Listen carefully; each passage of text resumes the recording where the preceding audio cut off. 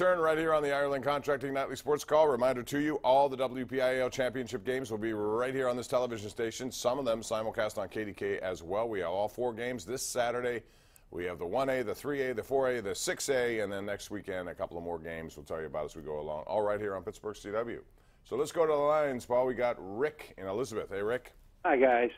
Thanks for the call. I think Ramon Foster said it well near the beginning of all this, and he made the point of the guys up front are the ones opening the hole for him, and he felt obviously it was selfish. And going back to that point, Le'Veon Bell has a different kind of a running style, and I think it's going to be hard for him to find a team next year that's going to match up with his style, and he's going to be able to have the success that he's had in Pittsburgh. I want to get your thoughts. Not even that, though. Thanks for the call, Rick. But also, Paul, it's just the quality of offensive linemen that he has here in Pittsburgh versus what you might get if you go to the Jets, versus what you might get if you go to another team that isn't very good. Yeah, I mean, I think the biggest thing is with him, he's a really good player. You hope that he figures it out, and I think he will. I've heard a lot of different theories about his running style. I think the offensive line is the most important thing. If he gets to a team that's got a good offensive line, he's going to be a really good player. How about if he goes to a team that does not, but he's going to get the most money? Is he going to take the money? Well, he better now. Okay, but what does that say, though? I mean, you're willing not to even compete. You just want the money. I guess if that's his choice, that's what he can said. Make his choice. That's what he said this year to me. Right. Well, exactly. He had a chance to play for a great team, win a Super Bowl, maybe, and a crazy amount of money. Yes.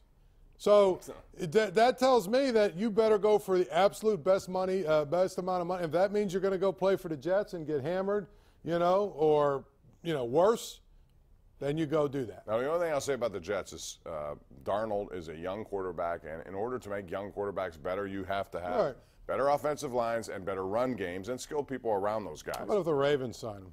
Ravens could sign him. They need running backs, and then you'd have maybe Lamar Jackson and Le'Veon Bell in the same backfield. That'd be a little scary. That would be. You look at a team like the Raiders, they just need a lot of help, but they have a lot of draft picks, and whether or not John Gruden, I think it'll be defined with what he does with those picks. Because Reggie McKenzie's had a bad run. I think 8 of his last 50 picks are actually on the team right now in Oakland. So let's go to line 4. That's Jeff in Greensburg. Hey, Jeff, how are you? Hey, good guys. Love the show. Thanks for taking my call. Sure, anytime. The Penguins need to find their identity, and I really think the Dominic Simone, Brian Rust top line with Crosby experiment should be over. Kessel should not be on the third line. Same with Gensel. Yeah, they're moving too many things around. And I think one thing about Mike Sullivan, as much as I respect what he does, he's very impatient with this stuff. We have a guy like Daniel Sprong here. We debated him so many times. Thanks for the call. Paul, Sprong is a guy with high-end talent with a great release of a shot. He scored a ton of goals last year at Wilkes-Barre. That's his pedigree. But he's playing in a position where he cannot utilize his own skill. So why do that? And there seems to be some sort of disconnect between Rutherford and Sullivan with what he is and what he should be. Yeah. Well, I mean, I think that's the key. The one thing we've seen with Mike Sullivan is if you get in his doghouse, it's really hard to get out.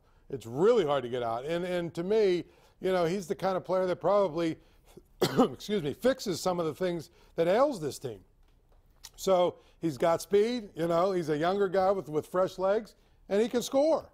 Right. Well, he doesn't always play the 200-foot game, but neither does, Kessel at times. Exactly. Neither does a lot of guys, at some point. But I understand why you'd want a young player to do that and embrace that. At the same time, getting 7 minutes a night on a fourth line is not going to help his growth at all. Line 3 we go. It's Jim in Pittsburgh. Jim, welcome to the program. Make it quick, please. Hey, Bob. No problem. Hey, thank you very much. Daniel Sprong, you alluded right into it. I mean, the bottom line is this guy is special. And unfortunately, he's going to be special somewhere else besides Pittsburgh because they have no appreciation for him. I mean, he has skill that's a top 6 guy. He's 21 years old. Well, I think, sorry, we're up against a break here, but what I was going to tell you is that I think Rutherford has appreciation for him. I think Sullivan does not. That's the problem. All right, we got to go to our break. We'll take a break right now and be back right after this.